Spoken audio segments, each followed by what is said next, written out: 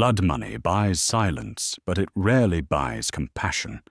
In a ballroom dripping with stolen wealth, a ruthless crime lord's forgotten son rocked alone in the shadows. He was an embarrassment to them, but to a heavy-set waitress with aching feet, he was just a man who needed grounding.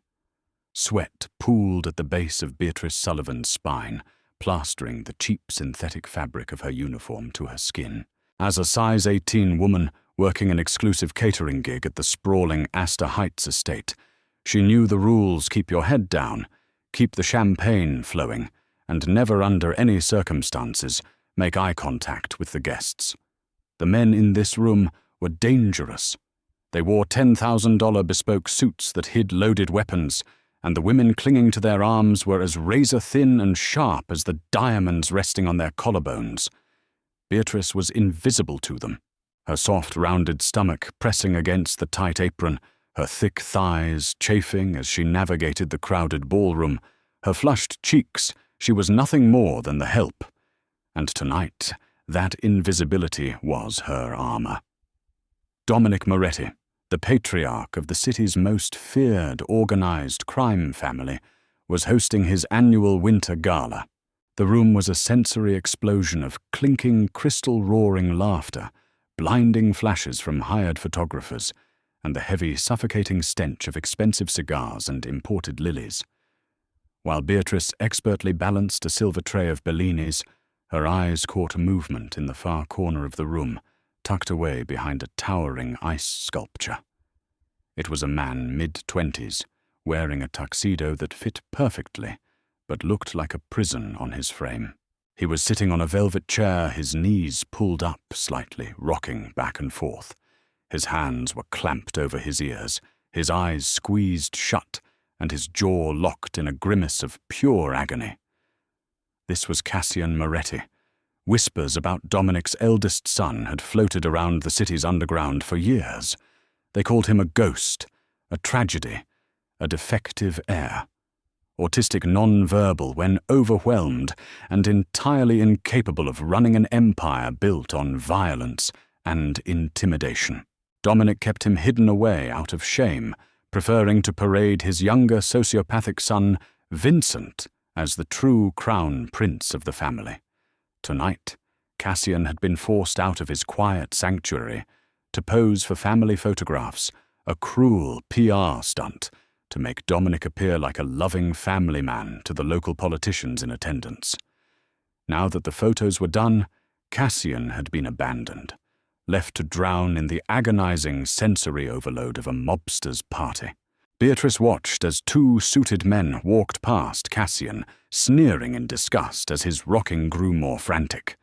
A low, panicked hum vibrated from Cassian's chest. The jazz band abruptly switched to an upbeat, chaotic swing number, and the sudden crash of the brass section sent a visible tremor through his body. He was seconds away from a full meltdown, and in a room full of apex predators, showing weakness was practically a death sentence. Beatrice didn't think. Her empathy simply overrode her survival instinct. Setting her tray down on a nearby mahogany table, she wiped her damp palms on her apron and crossed the room. She didn't approach him quickly. She knew better. She moved into his line of sight, stopping a few feet away, and waited for him to open his eyes. When he finally did, his gaze was frantic, a striking stormy grey darting around the room until they landed on her. "The brass is too loud," Beatrice said softly, her voice low and steady, cutting under the noise of the room. She didn't offer a pitying smile. She simply stated a fact. Cassian stopped humming. He blinked his chest, heaving his hands, still hovering near his ears. He looked at her face, then down at her soft, plush figure, his eyes tracking the gentle curve of her waist and the steady rise and fall of her chest. "I know a trick," she murmured, taking one slow step closer. "When the noise gets to be too much, you have to give your brain something else to focus on. A physical anchor." Cassian swallowed hard. His fingers twitched, tapping an erratic rhythm against his thighs. He didn't speak, but He didn't look away. "May I?" Beatrice asked, holding out her hand. It wasn't a delicate, manicured hand. It was a working woman's hand, plump, warm, and real. Cassian stared at it. For a terrifying second, Beatrice thought Dominic's guards were going to descend on her and drag her out by her hair. But then slowly, agonizingly, Cassian uncurled his long fingers and placed his hand in hers. His skin was ice cold. Beatrice gently wrapped her warm fingers around his, applying a firm, deep pressure. Deep pressure therapy, she had read about it once. She squeezed his hand firmly, creating a grounding sensation. "Focus on the weight of my hand," she whispered, stepping slightly to the side to block him from the flashing lights of the dance floor. "Now stand up with me." He followed her lead, rising to his full height. He was massive, easily 6'3", towering over her 5'5" frame. "We're not going to the dance floor," she promised, feeling the immediate tension spike in his muscles. "Just right here in the shadows. Step sway. Keep the rhythm of my breathing, not the music."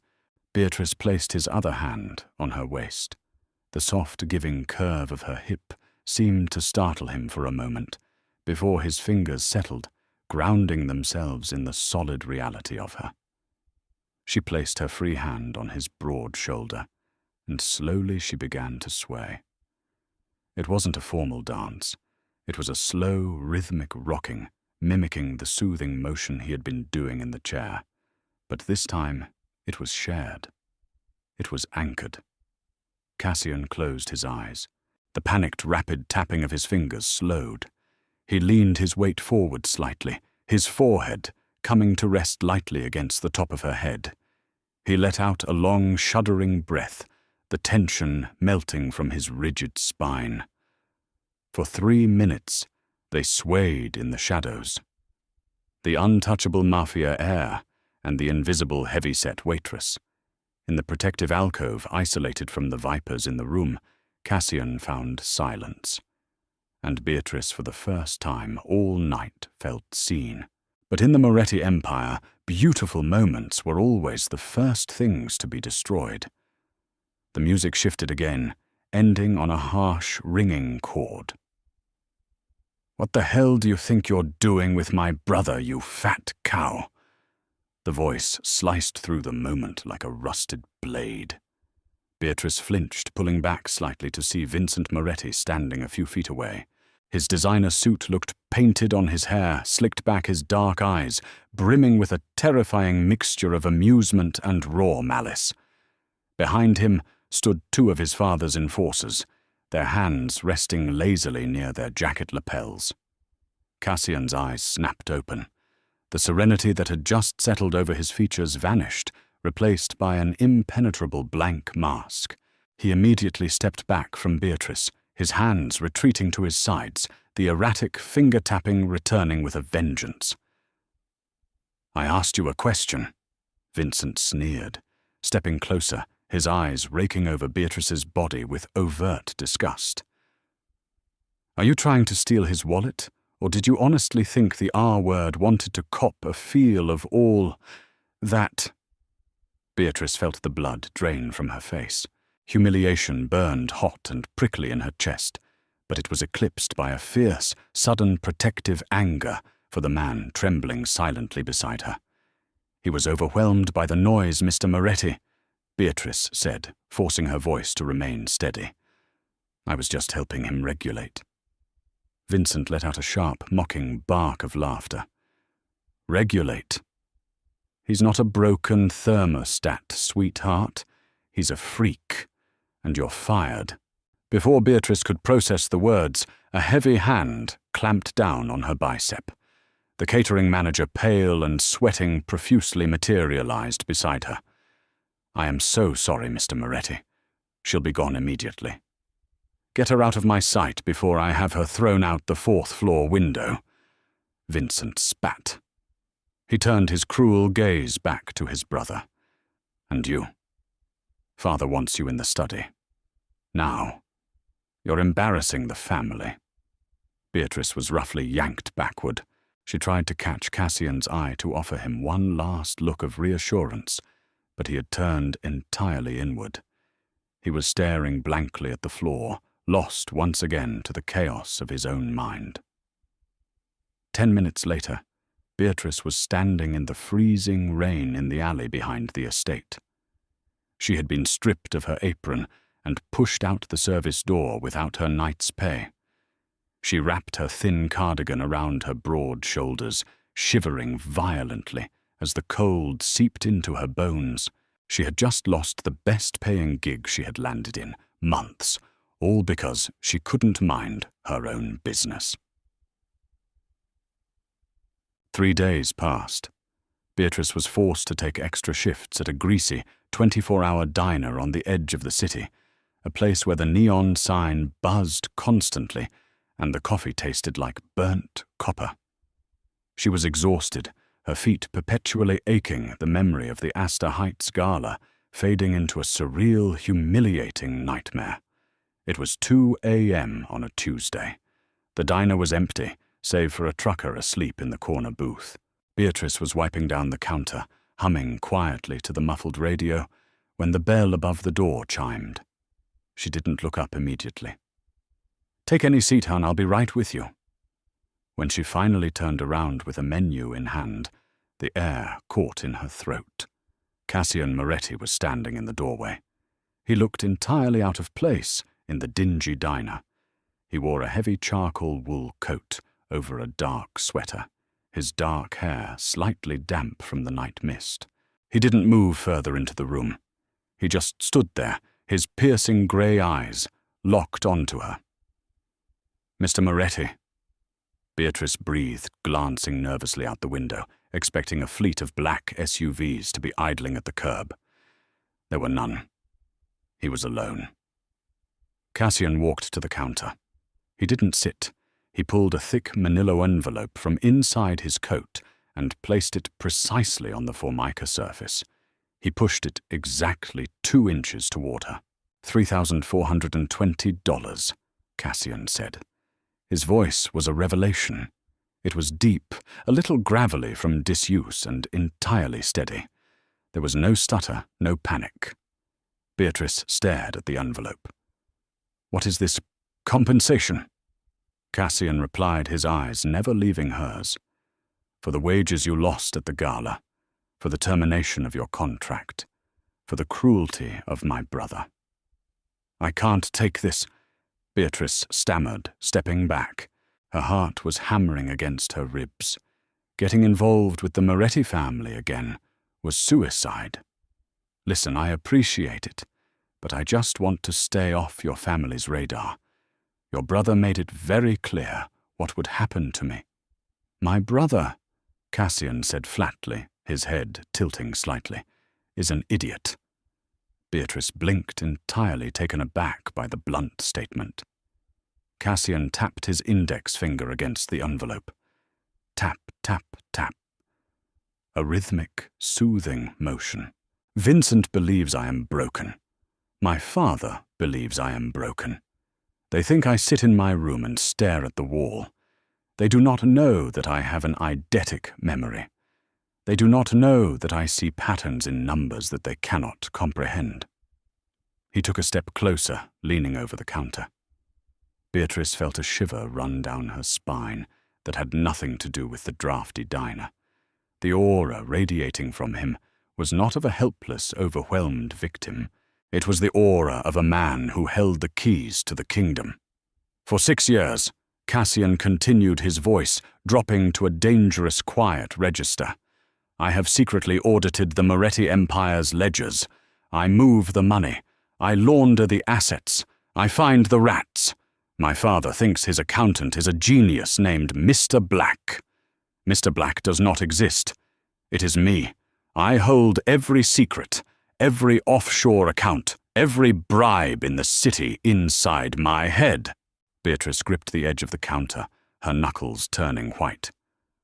Why are you telling me this?"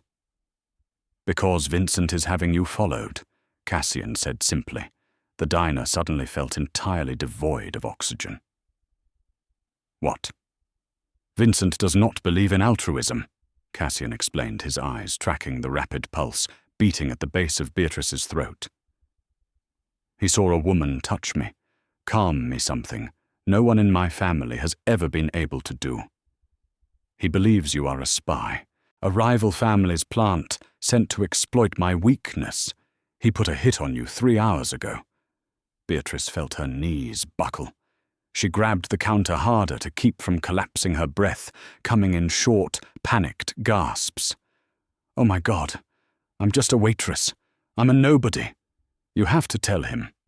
I cannot tell him without revealing my own hand, Cassian said. Suddenly he reached out across the counter. He didn't grab her wrists. Instead, he gently placed his large, cold hands over her white-knuckled grip, applying that same deep, grounding pressure she had given him at the gala. Look at me, Beatrice, he commanded softly. She forced her terrified gaze up to his. They ignore me because I am different. They ignore you because of your body. Cassian murmured, his thumb brushing lightly over the back of her hand. But I saw you, and you saw me. I do not let things that belong to me get broken. Beatrice's breath hitched. Things that belong to me. Pack a bag, Cassian said, pulling away and stepping back toward the door. You have 20 minutes before Vincent's men arrive. You are coming with me. Rain lashed against the tinted windows of the armored Mercedes as it tore through the deserted city streets. Inside the cabin, the silence was thick, heavy with unsaid words, and the adrenaline still coursing through Beatrice's veins. She sat rigid in the plush leather seat, her damp clothes clinging uncomfortably to her curves, her mind struggling to process that she was now a fugitive running with a mafia prince. Cassian drove with terrifying precision. His face was a stoic mask, illuminated by the passing streetlights, his long, pale fingers resting lightly on the steering wheel. There was no trace of the overwhelmed rocking man from the gala. In the quiet, controlled environment of the car, he was entirely present. Where are we going? Beatrice finally whispered, her voice trembling slightly.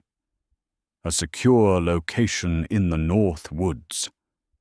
Cassian replied, his tone smooth and reassuring. A property registered to a shell corporation under a fictitious name. Vincent does not know it exists. My father does not know it exists. An hour later, they arrived at a stunning modern cabin constructed of dark wood and floor-to-ceiling glass, hidden deep within a dense pine forest. Inside, the environment was meticulously curated for sensory peace. The lighting was dim and warm, the hum of the appliances was completely silenced, and the air smelled faintly of cedar and rain. Cassian led her to a massive master bedroom. There are dry clothes in the closet, sweats. They will be large on you, but they are soft. No tags, no harsh seams. Beatrice looked at him, touched by the thoughtful detail. Thank you. When she emerged 20 minutes later, dressed in a pair of high-end cashmere sweatpants and a massive dark hoodie that swallowed her upper body, she found Cassian in the kitchen. He had prepared 2 cups of chamomile tea, setting them precisely in the center of the granite island. He looked up as she walked in.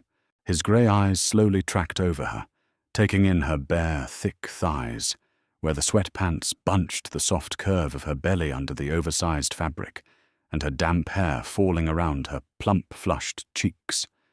Beatrice instinctively crossed her arms over her stomach, a deeply ingrained habit born from years of societal conditioning. She was a big girl in a world that worshipped the frail and the sharp. She didn't belong in a billionaire mobster's hidden sanctuary. Don't do that, Cassian said softly. Beatrice stopped. Do what? Hide. He walked around the island, stopping just inches from her. At the gala, all the women looked like starved birds. Sharp angles, hollow eyes. They looked like they would break if you held them too tight. He reached out his large hands, gently cupping her waist. His thumbs rested just above her hips, pressing into the soft, yielding flesh. The deep pressure instantly sent a wave of calm radiating through her nervous system. "You are soft," he murmured, his voice dropping an octave, his thumbs tracing the curve of her waist. "You are solid. You anchor me, Beatrice. There is nothing about you that needs to be hidden." A tear slipped down Beatrice's cheek, the raw honesty in his voice, breaking through years of her built-up insecurities. She uncrossed her arms, letting her hands rest on his broad chest. Beneath the expensive fabric of his sweater, she could feel the steady, rhythmic beating of his heart. "Vincent is going to hunt us down," she whispered the reality of their situation, creeping back into the quiet room. "He won't stop." "I know," Cassian replied, his eyes darkening. "That is why I left the digital breadcrumbs."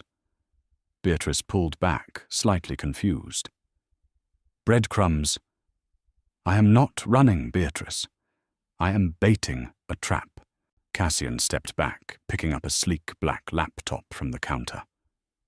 "For 6 years I have gathered the evidence needed to dismantle my father's empire and send Vincent to a federal supermax prison.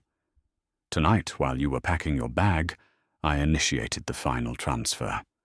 I drained the Moretti accounts, every offshore haven, every untraceable crypto wallet. It is all gone." Beatrice gasped. "They'll kill you. They have to find me first. And when they do, it will be exactly when and where I want them to." Suddenly the proximity alarm on Cassian's laptop blared a harsh, flashing red light on the screen. No sound, just a visual warning. Cassian's jaw locked. "I expected it to take them until dawn." Cassian noted his voice eerily calm. "Vincent must have leveraged Detective Harrison from the precinct to ping my vehicle's satellite relay."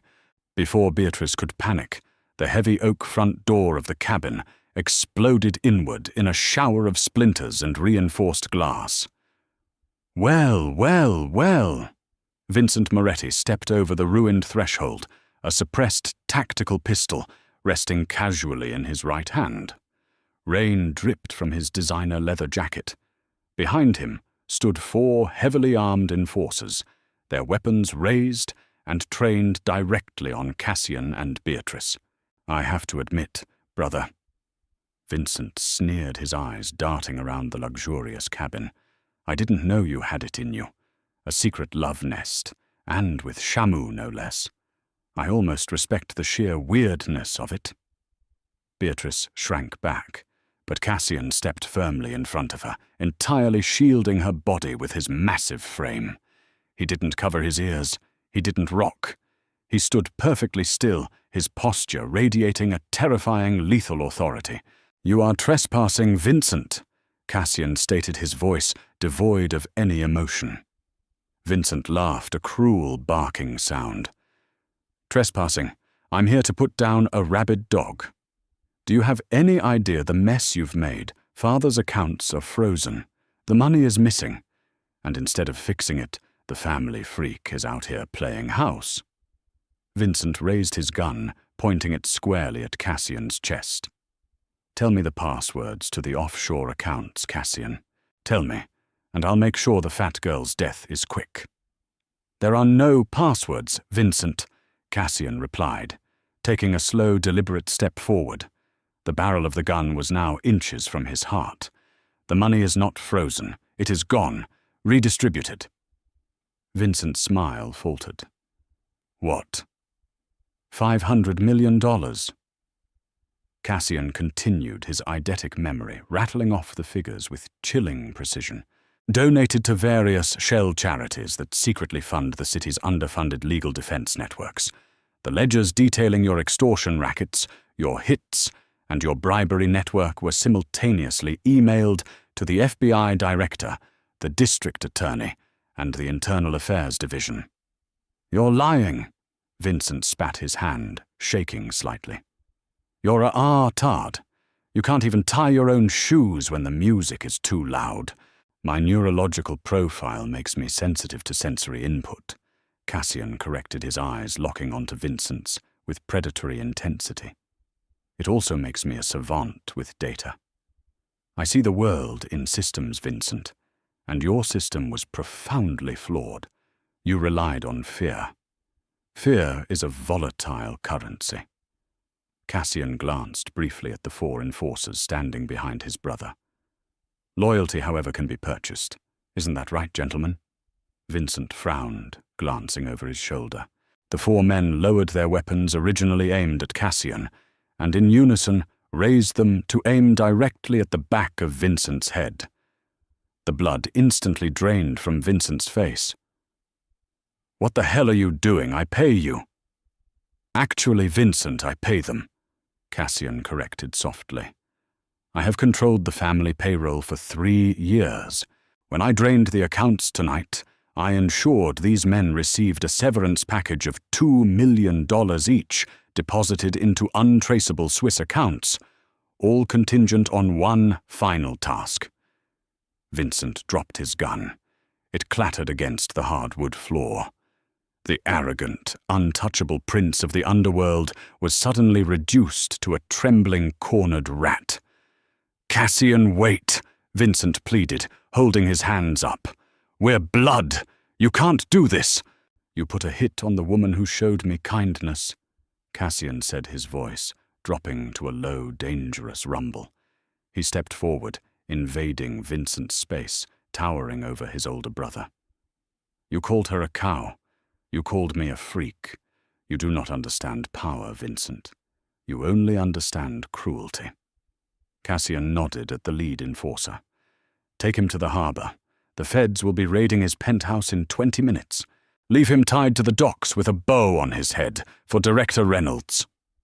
"Yes, Mr. Moretti." The enforcer grunted.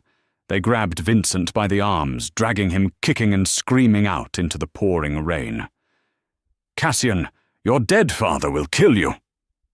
Vincent's screams faded as they threw him into the back of an SUV, the doors slamming shut with a heavy thud.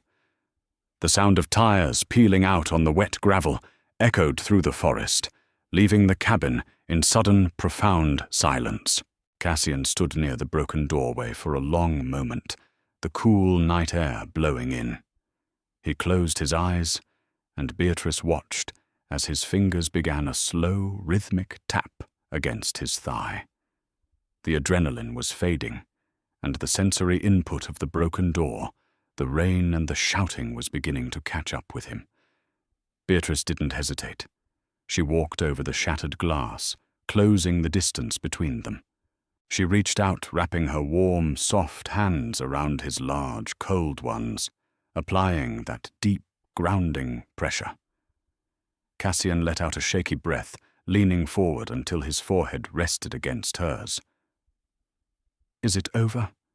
Beatrice whispered, her thumbs stroking his knuckles. "My father called me an hour before you arrived at the diner." Cassian murmured, his eyes closed.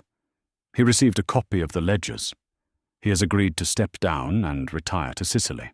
He knows if he stays, he will go to prison." He opened his eyes, the stormy grey softening as he looked down at her.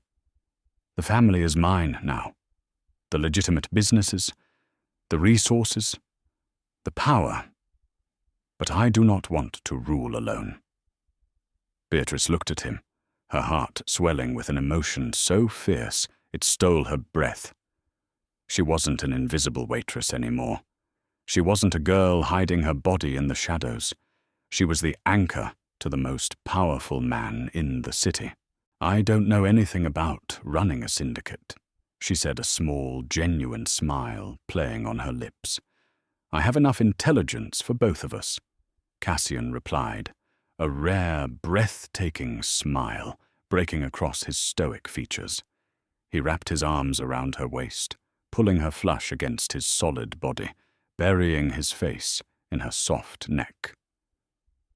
"I just need my anchor," and there, amidst the shattered glass and the remnants of a fallen empire, the broken mafia heir held his beautiful soft queen, ready to build a new world in the quiet.